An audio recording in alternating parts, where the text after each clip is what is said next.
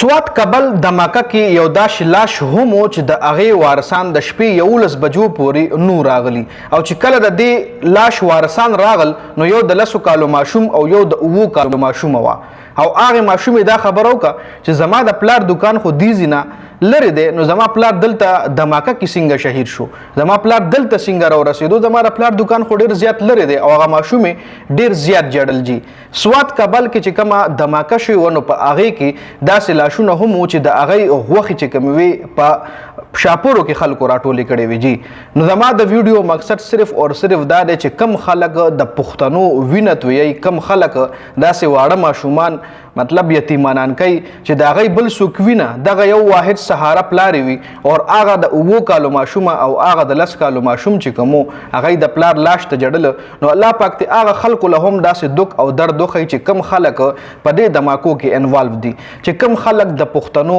وینه تویوي کم خلک د پښتنو په خاوره باندې بد امني راولي سوات کابل کې چې کومې 2 دماکې ریسنټلی شوي یو په امن پاسون اجلا جلسه کې شوی او یو بیا د تاڼې مخې له یو دماکه شوې وه چې په هغې کې زموږ چې کوم محافظ دي پولیس هغوی پکې هم شهیدان شوي وو جي نو اکثر به تاسو کتلی وي چې کله هم داسې پیښه کیږي نو په هغې کې داسې کیسز راشي چې هغې کې مطلب داسې خلک پکې شهیدان شي چې هغه بېګناه وي نو زما د ویډیو مقصد صرف ګوره هغه خلکو له دا پیغام هم دی چې کوم خلک په دې دماکو کې انوالو وي د هغې مایند سیټ اپ داسې جوړ وي چې دا مونږ یو ډېر ښه کار کوو په دې کار باندې به مونږ جنت له ځو نو تاسو ماله ووایئ چې آیا یو د 9 کالو ماشومه یتیمه کول په دې باندې تاسو جنت ګټلی شئ آیا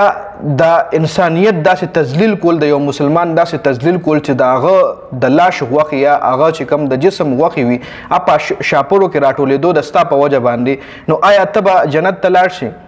ډېره د افسوس خبره ده نو الله دې د مونږ پښتنو باندې رحم وکړي الله پاک دې مونږ پښتنو کې امن راولي الله پاک دې مونږ پښتنو کې اتفاق راولي جي یقینا داسې قسم واقعیات چې کله په KPK کې په پښتنو کې یا په پاکي ایون چې هر ځای کې کېږي نو د انسان ورسره زړه ډېر زیات خفه شي ځکه اکثر په هره واقعه کې څه ناڅه داسې حادثه پکې کېږي څه ناڅه داسې غمجنه خبره پکې مخې راشي چې سړی پکې مطلب انتهایی خفه شي لکه اوس 11 بجې پورې د یو لاش چې کوم د هغه وارثانو 11 بجې چې دغه وارثان راورسېدل نو هغه صرف 2 ماشومان یو زوی او یو لور یو د 10 کالو زوی او د 9 کالو لور او د 9 کالو لور په جړا شوه چې دا کم ځای کې دماکه شوې نو دلته نه خو د ما پلار دکان هم لرې دی دلته د ما پلار څنګه راغو دلته د ما پلار شهید څنګه شو